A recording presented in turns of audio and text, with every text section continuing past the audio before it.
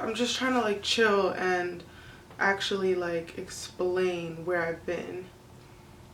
I'm so nervous because this is a very real video, very raw. Like, this is the most personal I've ever been, I would say.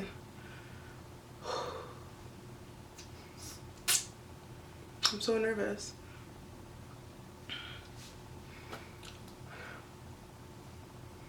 There's just so much like that I have to say, and like, I don't know. You're about to get to know me on a personal level. Let me stop being a chicken about it. Let's go. Okay, so basically, where have I been? Why haven't I posted on YouTube? During this time, I did not feel like picking up a camera, like, at all. I couldn't pick up a camera because I know someone would be like, you're acting different, you seem different, your energy is different. And my energy is different now because I'm nervous, but I'm completely at a better space to talk about it. But I vowed to myself that if everything went okay and I got out of it okay, then I would pick up this camera because I know people are struggling in a lot of areas in their life. So basically, where have I been? The words that are about to come out of my mouth, I swear to you, I never thought I, Vanessa, would ever say it. Not because I think I'm better than that, it's just because my life was going so well to the point where this word just made no sense in that equation. So yeah, I was unemployed. Yeah. What? Yeah, your girl was unemployed. Your girl had no job. It was completely my fault, and I am not immature to sit around here and say like, oh, it just happened to me out of nowhere. Like, it wasn't like I got fired. I was unemployed because it was my fault, and I had to live with the consequences, and God taught me the most amazing lesson of life, which I'm going to share with you guys. But yeah, I was unemployed. I've never been unemployed since I was 16 years old. So let me basically give you a backstory on everything that happened. I was at a job from March to November.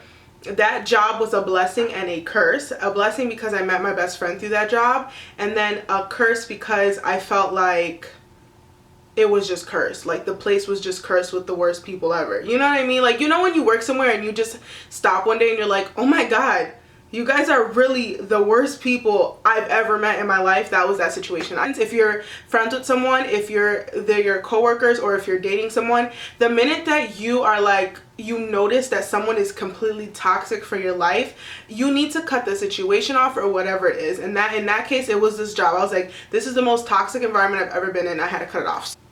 Basically, I got a job offer from the most well-known jewelry company in the world, I would say. So basically, I got the job offer, and I was excited because number one, it was a way out of the toxic job that I was at, but two, I was very honored to get that job and be chosen out of all the other candidates. So I immediately jumped on the opportunity, which was, I should have known. Like, I previously left the jewelry business just because I could not see myself selling jewelry for 8 hours a day. And just because I got the job offer from this well-known company, I took it thinking maybe I can make it work, which, you know, when you leave something for a reason, later on in life, if you try to return to that, you'll notice like there was a reason why you left. You know what I mean? So anyways, I took the job offer and I left. It was kind of like anything to get out of that toxic job, pretty much. So I got into that job late November, and I got into it, and the best part about that job were the people, were my coworkers. The new job that I was at, the people were absolutely amazing. Still to this day, I've never worked with more passionate, hardworking, and determined people in my life, and also very kind. But as soon as I got there, I realized very quickly, like, this is why I left the jewelry business. Like, it was completely a mistake on my part because I hated it every step of the way. So I started working on the sales floor, and I just hated it. I hated every second of it. I just was not passionate about jewelry as my coworkers were. Like, my coworkers were going in. They were just so knowledgeable, like, about everything. Like, this bracelet, they could sell for 30 minutes. Me, I'm just like, it's a sterling silver bracelet. Like, what's up?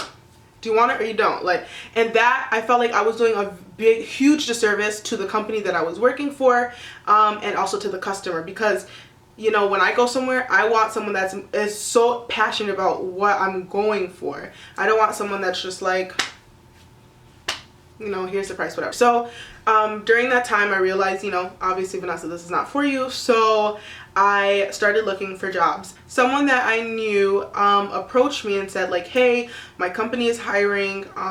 It was downtown Chicago. It was really cool. And I was like, oh yeah, I'm all for it. So what happened was I got the first interview, and the first interview went really well. And I went to that interview while still working at this jewelry place. So the first interview went well. And then I went and had my second interview, and the second interview went really well. So you know when you have this confidence and you're like, I could tell the interview went well, like your confidence is up here. So that's what happened with me. So I was so confident about the interviews that I just partaked in. I knew I was going to hear a word back. So I did what everyone advises you in the world not to do, but my confidence level was so high that nothing can shoot it down. I ended up quitting the jewelry job.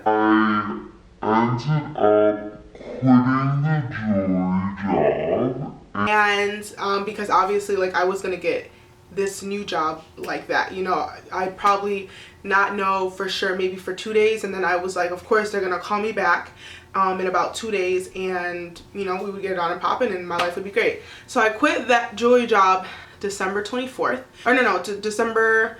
The last day working at that jewelry place was December 24th, right before the holidays. All right, you know, ready for this call from this new company. I'm gonna get it, and it never came. I never got a phone call. Like, I don't even know how to make this more dramatic. It is what it was. Like, every day that went by, I just noticed the phone wasn't ringing, but I wouldn't allow myself to panic for that first week. I'm like, oh, they're gonna get to me, they're gonna get to me. But somehow I had found out that they were not looking to make their decision at that moment, and that they wanted to prolong it for about 2 weeks, which began putting panic in me, because I'm like, what do you mean? Like, I thought this was like a sure thing that was gonna happen like that, and that wasn't the case. So I was just waiting. It was a waiting game, to where, you know, when you're just waiting for someone to call you and then you just know that it'll just never happen at this point. That's what began happening to me. Like the sick reality that I wasn't getting that job began to set in, and then that's when real fear begins to set in, and then you're kind of sitting there like, what did you just do? That's basically what I was faced with now, was just looking at myself in the mirror and just being like, what did you do? I have no problem admitting when I'm wrong. That's not a fault of mine. Like, people really have problems admitting when they're wrong. Me, if I'm wrong, I'm wrong. That's what it is. The first job I left in November was necessary. Like, anyone that takes that job will leave it. I mean, it's that bad. But like, leaving the jewelry place, I know that I probably could have stuck it out. It's just that I was just getting I just dreaded it. It's kind of like, what do you do now? Some people, when they fall and they realize what they've done, this is where a lot of mistakes happen with people. You can fall victim to just sitting there and looking around you and saying, this is the mess I've made and I'm just going to sit in my mess. Or you can sit around and learn from it and then get up. But before you get up, you really have to notice that you're in that mess. And so that's what began happening to me. I'm like, oh my God, I have no job. Like, I'm unemployed. So I went to church, and there was a fast that they were doing, a New Year's fast, a 21-day fast, and you can basically fast whatever you want. You can give up something, and whatever you give up, you're supposed to replace with a time of prayer. So you can give up your, you know, social media, you can give up dessert or whatever. At first, I made a promise to go to the gym for 21 days straight. Oh, and I also vowed to go to church every Sunday.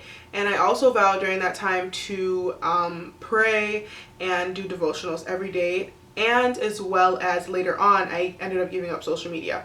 So during the first couple of days, you know, it was fine. And the point of the fast is just so you can kind of draw closer to God, and then kind of whatever you're going through would be revealed to you during or after your fast is done, which was the case. So during this fast, it was my time again to draw close to God and kind of figure out what's going on with my life. Like, I just made a complete mess of my life. how am I gonna fix this? The job market, honestly, during this time that I realized is really bad. There are a lot of job opportunities there, but the qualifications that people are asking for are just kind of bizarre. And even if you meet it, you're still battling against 10 to 15 to 20 to 100 different candidates that have the exact, if not more, experience than you do. So I had never noticed like how tough it was out in this job market, and I was applying diligently every single day and I was not getting any calls back. And a lot of people know that with me, if I apply for a job, either I'll get it on the first interview, or if I apply for jobs, like, you know, I get them just like that. In this case, it wasn't happening at all. This real fear begins to set in. Like, I have real bills, plus you're trying to build your credit at this time too, so missing bills is not an option when you're trying to build your credit and kind of secure a really good future for yourself. All that was settling in, and it's so easy to begin to panic. So during my devotionals, there was a lot of things that I had realized. One is that I took jobs for granted. Tell you a really real fact about me. Before working, I think like anyone else, like, you kind of roll out of bed and you get mad and you're like, why do I have to go to work today? Like, I just want to chill, I just want to relax, I just want to have fun with my friends, like, I don't want to go to work. But there's a thing of not wanting to go, but you need to understand why you're going. And some people do get it, like, yeah, I'm going to pay my bills, but it's so much more than that. That is your way of giving back to society. That is your way of contributing to society. I used to work because I thought that was a responsible thing to do. It's like, if you're not working, what are you doing? But now I completely understand, like, what motivates people and what pushes them so hard at work. I mean, if you got real bills and stuff, you're gonna push yourself the extra mile, even if you don't have real bills. I realized that I was taking my jobs for granted, and I really believe that if God had given me the next blessing when I expected it, 2 days after I quit my job, 3 days after I quit my job, that next blessing I would have left in a matter of minutes, a matter of days, a matter of months. But something that takes a long time to come to you, that you've prayed over and that you've cried over, once you get that, the value of it increases exponentially. Like, there's no way to put it into words how much value is put into something once you've literally blood, sweat, and tears were put out for it. So during this time, I prayed, and I realized that he was doing this to show me, like, you know, you're human too. Not everything is going to come easy to you in life, and not every blessing I give you is easily acquired for other people. Like, you need to realize that everything I give you is a blessing, because not everyone has what you have, and that's what makes it a blessing, because not every single person can have what you have. If you're watching this right now and you work at a place that you're not super happy about, please understand that some people cannot even get a job. Like, I'm not saying it as simple as that sounds. Like, some people cannot get a call back at all. It doesn't matter where they work. And that really hit home to me. Like, it doesn't matter what it is. It's a blessing regardless. I couldn't even comprehend that I was waiting. So every day became so mundane. Like, my days were exactly like this. I'd wake up, and since I had to sacrifice being lazy and go to the gym every day, I would wake up, go to the gym, come home, take a shower, watch a movie, go to bed, repeat. Nothing changed out of that routine at all. I am not joking. I literally went mad. Like, I just remember, like, shutting off the TV and just like, Lord, I can't do this anymore. You know, I cannot do this. The amount of times that I would cry, because I'm like, this is not my life. Like, I didn't understand. You don't get it. Like, once you're in it, you understand how real that is. Once you realize you had a job and it was a good job, and then you let it go you just let it go like it was nothing, because you weren't appreciating it, you weren't nourishing it. You kind of wake up and you're like, oh man, what I would give to nourish that job back. You know what I'm saying? What I would give to speak to a customer. Like, you know something's wrong when you crave interaction with a customer. I wanted to serve people. I wanted to interact with people. I wanted to give back to the society, but I wasn't being employed to do so. I remember my parents kind of being the same. Like, I feel alone. I feel completely bored. I feel hopeless. I did not see an end in sight. I was like, wow, there's just no words. People would hit me up and, you know, ask, like, you know, hey, let's go out, let's go to dinner, let's catch up. I'm not going out to dinner. I'm not catching up with you. I have nothing to say. You know, a lot of it, it's like very few people in my life knew like Vanessa's unemployed. The rest had to guess. And that's what leads me to when I deleted my Instagram, Snapchat, and Facebook for a while. I felt like there was this one day on Snapchat that I was Snapchatting movies like one after the other after the other. Seriously, I was like, this is such a good movie, watch it, and then I would watch the next movie. And it was like this time I was watching 3 movies a day. And then I realized, like, man, you're posting that you're watching at least 3 movies a day. Someone's gonna catch on and be like, does this girl work? And I got scared because I didn't want anyone to find out that I was unemployed. So I completely just went off Snapchat. I went ghost on my social media just because I didn't want anyone to figure out the pattern and figure out what was going on. Okay, there are a few quotes that completely helped me during this time. One of them is 1 Peter 5:10, and it's, God called you to share in his eternal glory by means of Jesus Christ. So after you have suffered a little while, he'll restore, support, and strengthen you, and he will place you on a firm foundation.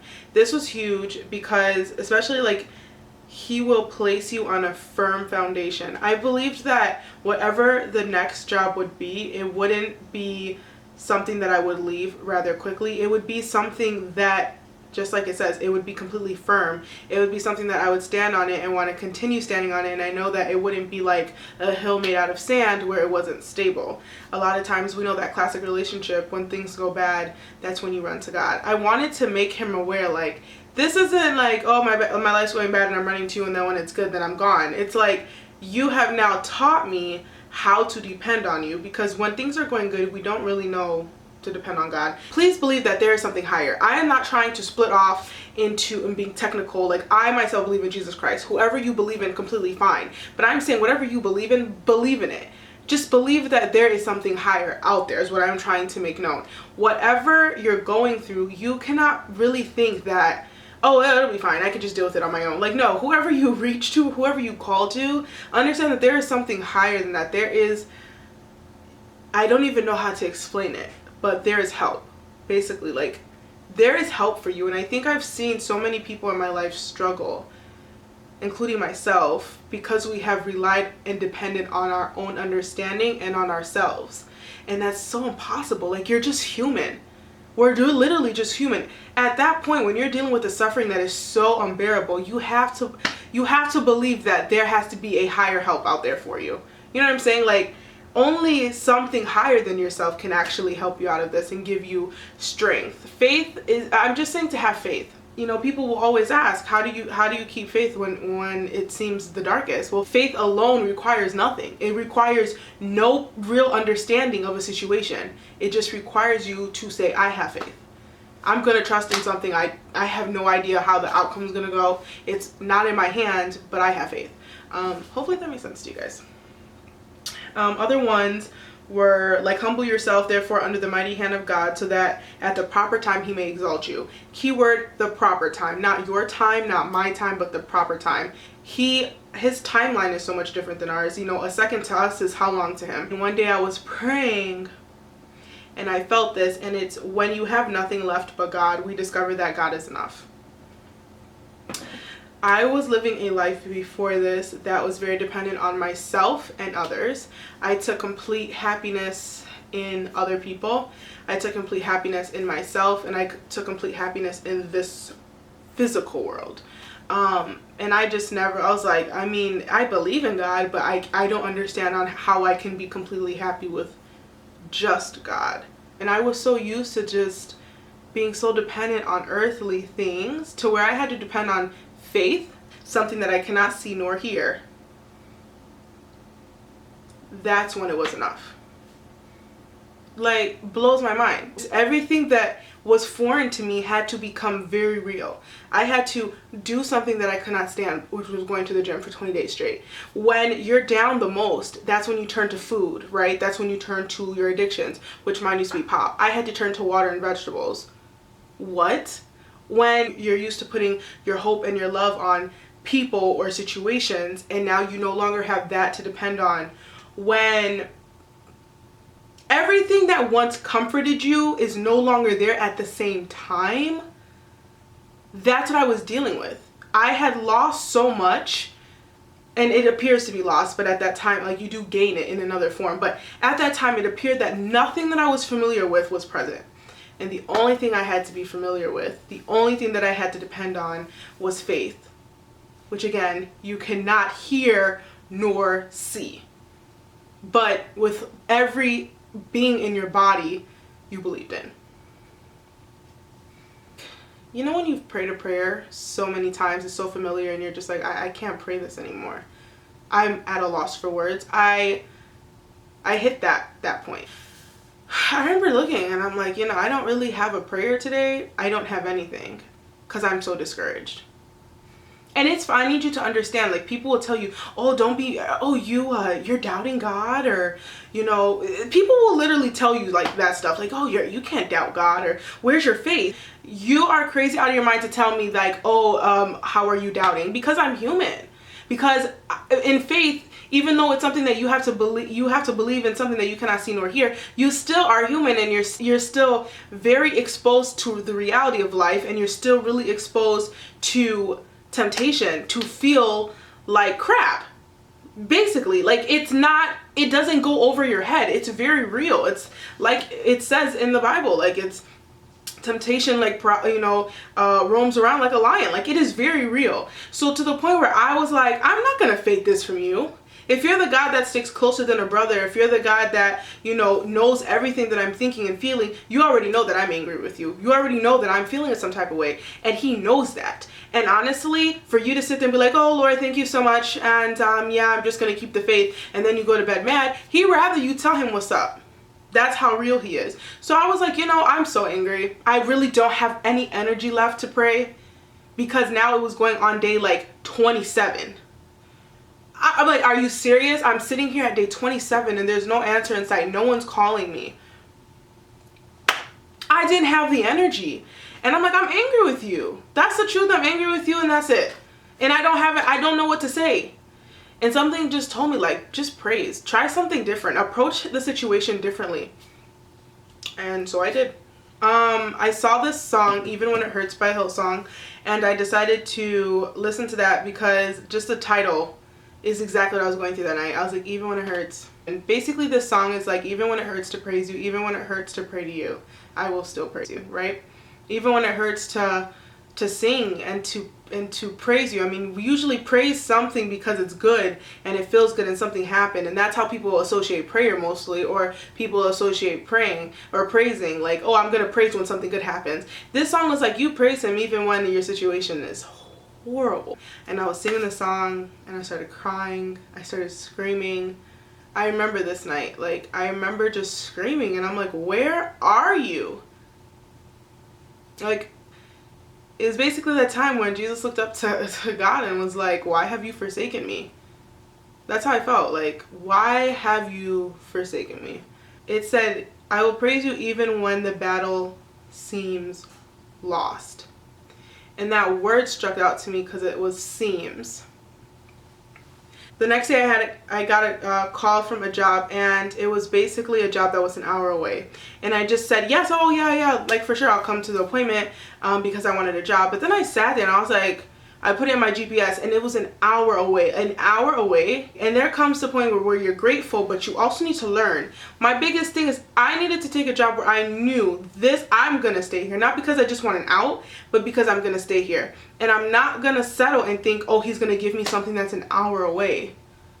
Like, no, that's not how he works. Yeah, I just felt like basically the test of this whole thing was like, you're waiting for something better. You're waiting for me to give you something good.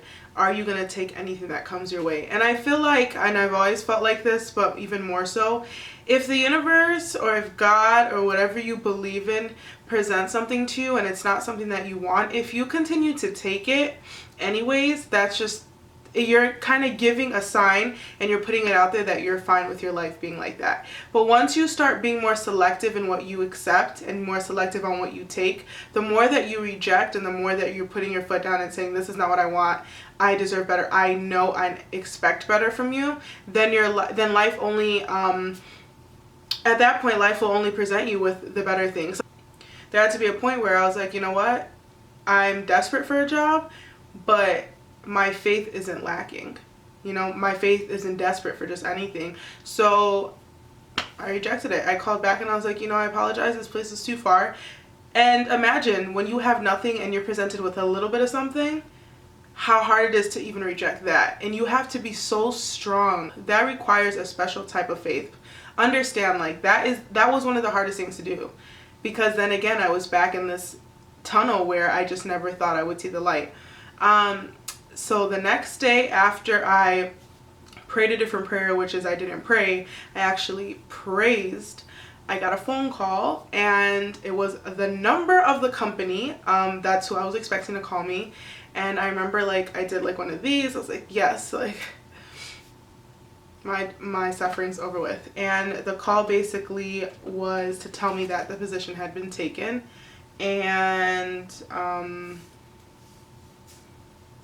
yeah, I was completely devastated. So yeah, I was completely devastated, and I hung up, and my mom was next to me, but we were driving to like a nearby suburb. I'm gonna call it Cannon just because of the camera that I'm using. So like we were driving towards Cannon, and I hung up the phone and my mom looks at me and I just start bawling, like bawling. I'm like, oh my God, God's let me down, plain and simple. And I cried so hard. And then I got another phone call from the same lady, and she basically was like, hey, I know that place didn't work out, but I really think you're going to be a really good fit for one of our places in Cannon.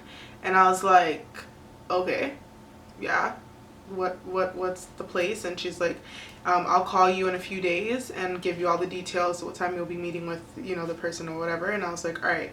Before I went into this interview, this was, if you have the Bible app, every day there's a verse of the day and an image of the day. So the verse of the day was, for everyone who asks receives, and the one who seeks finds, and the one who knocks, the door will be opened. Swear to God, that was the quote of the day. You guys, I went to that interview at 10 a.m. and I got the job at 3 p.m.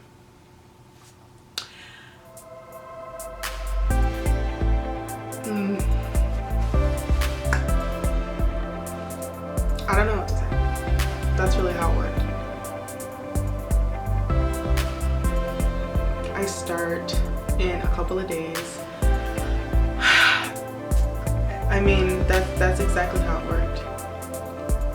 I actually got the job. I got the job on January 24th, and the last day that I worked at that jewelry store was December 24th, which, I don't know, I thought that was kind of weird, but needless to say, I was unemployed for exactly a month.